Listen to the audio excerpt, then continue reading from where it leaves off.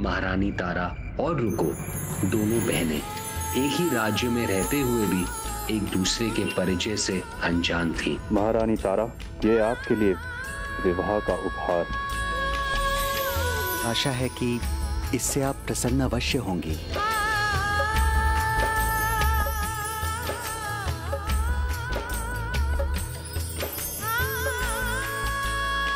आपको मेरा उपहार अच्छा लगा?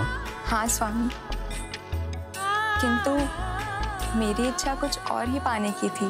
कहिए, क्या इच्छा है आपकी? हम अभी प्रस्तुत करेंगे। मुझे आपके राजभवन में माता आदिशक्ति की पूजा का स्थान चाहिए। अवश्य। इतना ही नहीं, मैं आपकी प्रत्येक मनोकामना पूर्ण करूंगा, जिसके बदले मुझे आपसे बस एक कामना है। चिंतित ना होइए, मैं आपसे अधिक कुछ नहीं मांगूंगा। आइए। हम आपको और अधिक देने में असमर्थ हैं। महाराज हरिश्चंद्र के यहाँ सेवक हैं हमारे माता पिता, और उनका भी अभी विवाह हुआ है। तब तो आपकी महारानी को एक नई सेविका चाहिए होगी। मैं उनकी सेवा कर सकती हूँ।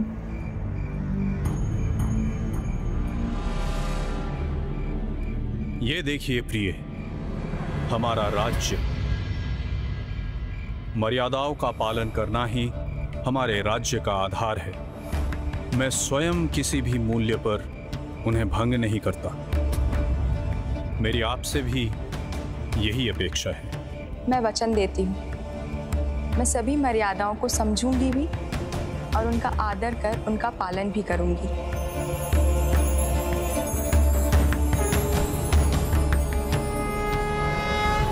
क्या आप मुझे उनका परिचय बता सकते हैं?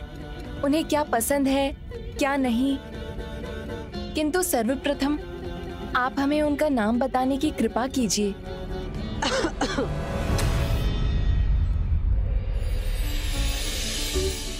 क्षमा करना बेटा, मैंने तुम दोनों का वार्तालाप सुन लिया, इसलिए आ गई।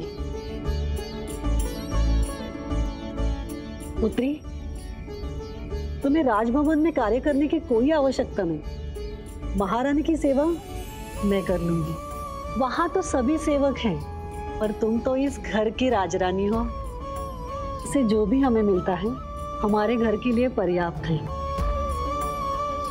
बस तुम हमारे परिवार के लिए नया सदस्य दे देना। मैं चाहती हूँ हमारे इस घर में शिशु की किलकारियां गूंजे। दोनों बहनें अपने परिवार की अपेक्षाएं पूर्ण करने की प्रयास कर रही थीं। किंतु जो भूल रुको ने तब की थी, उसके कारणवश विवाह के कई वर्षों बाद भी रुको को संतान का सुख प्राप्त नहीं हुआ। जबकि महारानी तारा एक पुत्र की मां बन चुकी थी। राजभवन राजकुमार को पाकर उल्लास और आनंद से भर गया था, किंतु रुको पूर्व जन्म की भूलों के कारण संतान रहित होने से कष्ट में थी। उसके परिवार में उसकी स्थिति बदलने लगी थी। भूख नहीं है मुझे, कुछ नहीं खाना। माँ, कुछ तो खा लीजिए। आप जो कहेंगी वो पका दूंगी मैं। कहा तो था, मुझे क्या चाहिए तुझसे? एक बालक, वो तो तुम दे ना सकी, फिर और कुछ करने ना करने से क्या लाभ होगा? माँ, पिताजी,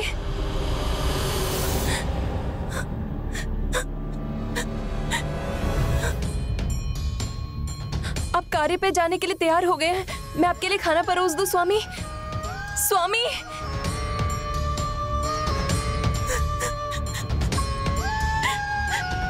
किस जन्म में कैसी भूल की थी मैंने, जिसका ये परिणाम मिल रहा है मुझे? मेरी झोली खाली क्यों है?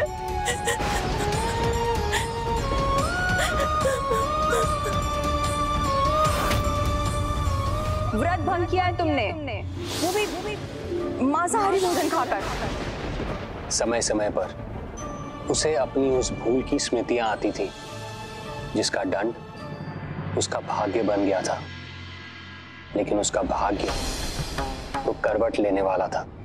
उसकी भेंट उसकी बहन के साथ होने जा रही थी। कुछ दिन बाद रुको की सास अस्वस्थ रहने लगी।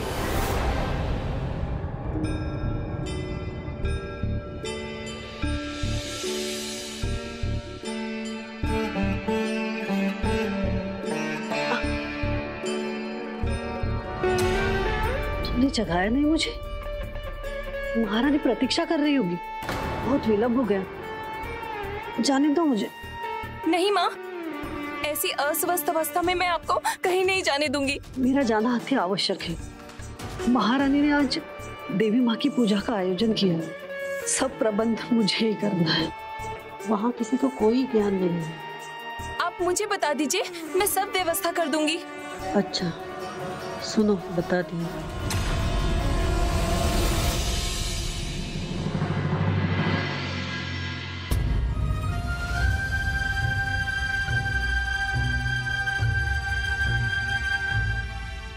सुनिए, महारानी का कक्ष कहाँ है? महारानी का कक्ष वहाँ दाहिनी ओर अंतिम छोर पर है। धन्यवाद। शीघ्रता करो पुत्र, विलंब मत करो। माँ, शीघ्रता में आपने अन्वस्त उल्टा कर दिया। उचित ही कहा गया है, शीघ्रता में सब उल्टा पुल्टा हो जाता है। परंतु इतनी शीघ्रता का कारण क्या है? महाराज, आज मैंने माता रानी की पूजा रखी है और जिस सेविका को सब प्रबंध करने थे उसका स्वास्थ्य कुछ दिनों से ठीक नहीं है और अब आज वो आई भी नहीं है। तो रुको, अपना परिचय दो। मैं महारानी की सेविका की बहू हूँ। महारानी से भेंट करनी है।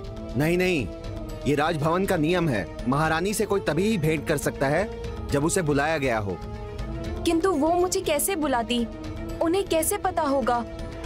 मैं अपनी सासू माँ के स्थान पर उनका कार्य करने आई हूँ। तब जाकर अपना कार्य कीजिए, उनसे भेंट करने की आवश्यकता क्या है? लेकिन मेरे पास एक सरल उपाय है। जाइए, आप जाके पूजा की तैयारी कीजिए। पुत्र रोहिताश्व की देखरेख मैं करूंगा। किंतु महाराज, आपको भी तो नगर भ्रमण के लिए जाना है। वो अनिवार्य नहीं है। मैं किसी विशेष कार्य से नहीं जा रहा था और अपने प्राणों से भी अधिक प्यारे पुत्र के साथ समय बिताने से अधिक आनंद मुझे कहाँ आएगा। आज मैं इसे अपने साथ भ्रमण पे ले जाऊंगा और मैं स्वयं इसे तैयार करूंगा। आप जाइए, विलंब मत कीजिए, अन्यथा पूजा का मुहूर्त निकल जाएगा। उचित है, किंतु आप भी आरती से पहले आ जाइएगा महाराज।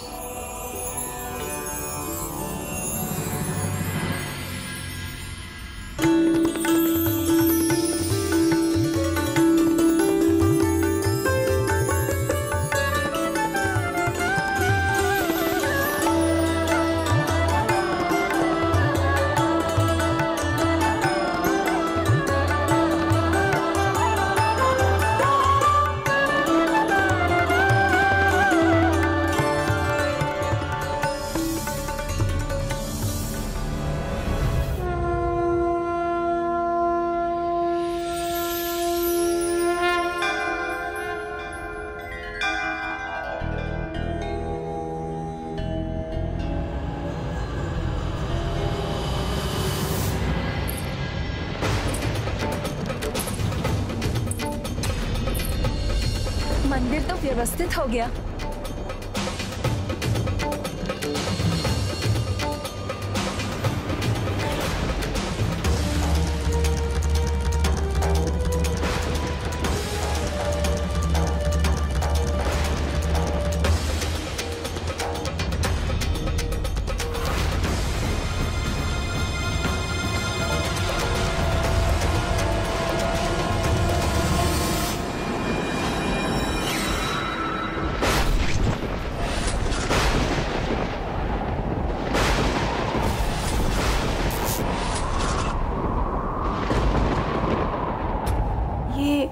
ये कैसा आभास हुआ मुझे, जैसे कोई जाना पहचाना था यहाँ। तो क्या दोनों बहनें पहली बार एक दूसरे के आमने सामने आने जा रही थी? हाँ, किंतु इससे भी बड़ा प्रश्न ये है कि क्या वो एक दूसरे को पहचानने जा रही थी, और ये तो माता रानी की कृपा से ही संभव था। यहाँ खड़ी खड़ी क्या कर रही हो? अभी तो बहुत कार्य करने हैं।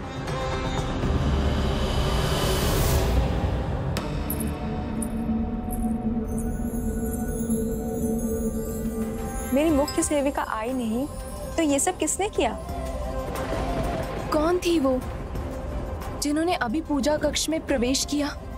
ठीक से देख तो नहीं सकी, किंतु उनकी एक झलक से पता चल गया कितनी पवित्र है वो, दिव्य है। कौन है वो? आपकी मुख्य सेविका तो नहीं आ सकी, किंतु उन्होंने अपनी पुत्रवधू को भेज दिया था। उसका नाम रुक्को है।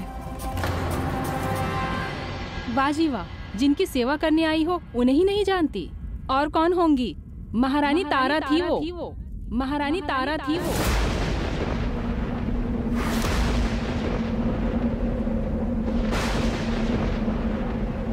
उसका नाम था रुक्को। उसका नाम था रुक्को। मेरी तो बस यही मनोकामना है कि हर जन्म में तुम ही मेरी बहन बनो। अब ऐसे ही खड़ी रहोगी या कुछ करोगी भी? महारानी पूजा आरंभ करने वाली हैं, उन्हें आवश्यकता होगी। उनकी प्रत्येक आवश्यकता ज्ञात है मुझे। क्या हुआ महारानी जी? कोई कमी रह गई है क्या? नहीं नहीं, सभी व्यवस्था ऐसी है कि कमी ढूंढने से भी नहीं मिलेगी। तुम जाओ, कोई और काम करो। जी महारानी जी। हे माता रानी, बचपन से जो दृश्य मेरी आंखों के सामने तैरते रहे हैं वो फिर क्यों दिखाई दिए मुझे?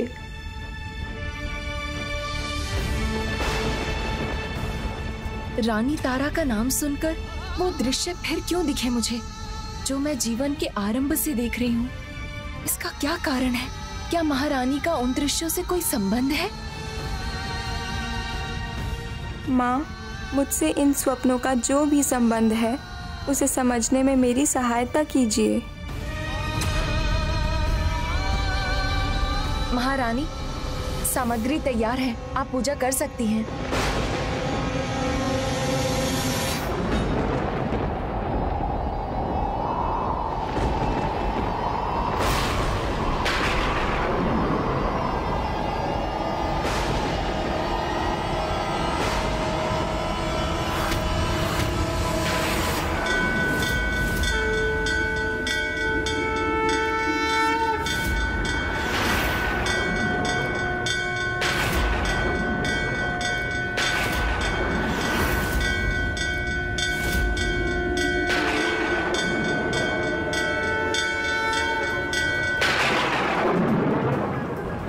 इस व्रत से पीछे नहीं हटोगी।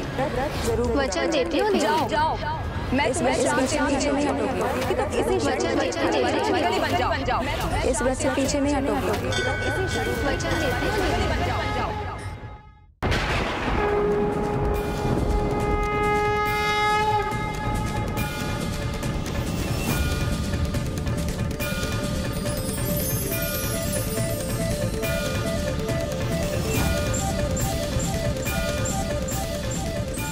हम आप दोनों से प्रभावित होकर आपको वरदान देना चाहते हैं। आप हमें वरदान देने के इच्छुक हैं तो हमें अनुमति दीजिए कुछ समय पृथ्वी पर भ्रमण करने की। जैसे आप दोनों की इच्छा। देवराज, आपके वरदान के फल स्वरूप हम यहाँ हैं।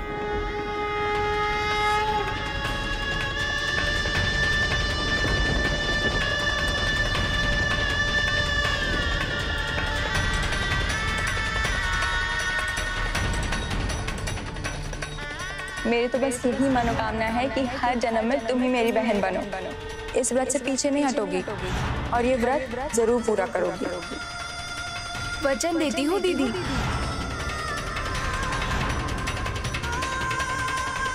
जाओ, मैं तुम्हें श्राप देती हूँ कि तुम इसी क्षण कीट खाने वाली छिपकली बन जाओ।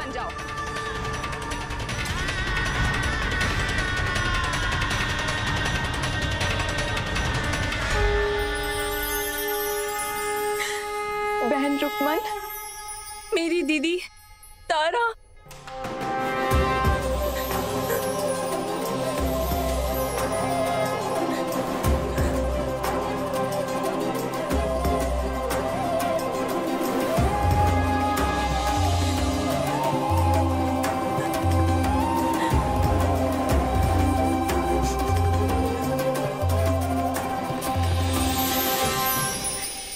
ऐसा लग रहा है जैसे जन्मों के बाद किसी अपने का प्रेम मिला। सत्य कहा बहन रुकमन।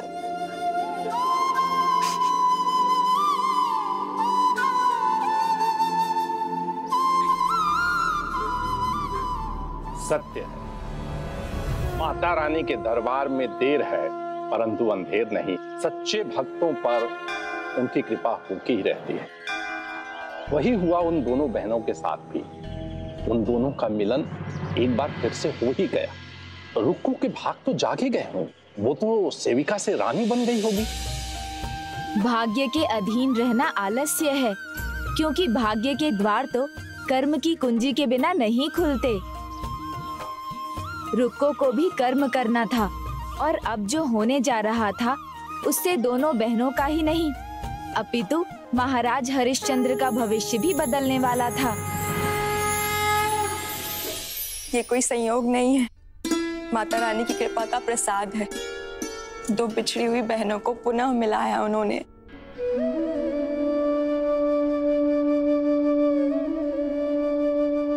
सत्य कहा दीदी आपने, किंतु आज आप महारानी हैं, मैं साधारण सेविका। हम दोनों को अपने अपने कर्मों का फल मिला है, और क्यों ना हो ऐसा। व्रत की मर्यादा भंग की थी मैंने, उसका परिणाम तो भोगना ही होगा। जब अंधकार रूपी कोहरा छाता है तो हमें सिखाता है कि हमें एक एक कदम संभल कर चलना चाहिए। उसी प्रकार यदि भूल हो जाए तो उसे स्मरण करने के स्थान पर उसे सुधारने का विचार करना चाहिए। मेरी बहन मेरे सामने है और मैं स्वयं को रोक रही हूँ? नहीं, मैं सबके सामने ये घोषणा करूंगी कि तुम मेरी बहन हो, मेरी अपनी प्रिय बहन। नहीं दीदी,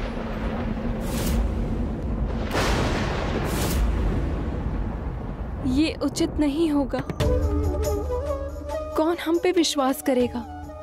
हम पिछले जन्म की बहनें हैं। हम जो भी कहेंगे उसे सब हमारी कल्पना ही मानेंगे। और आपके पतिदेव महाराज हरिश्चंद्र मर्यादाओं के प्रति अति निष्ठावान हैं। कहीं मेरे कारण आपके जीवन में कोई पीड़ा उत्पन्न हुई तो मैं सहन नहीं कर पाऊंगी। तो फिर हम क्या करें बहन? जैसे माता रानी ने हमें मिलाया है, उसी प्रकार इसका उपाय उनके दरबार में जाने से ही मिलेगा। समय आने पर वो फिर चमत्कार करेंगी।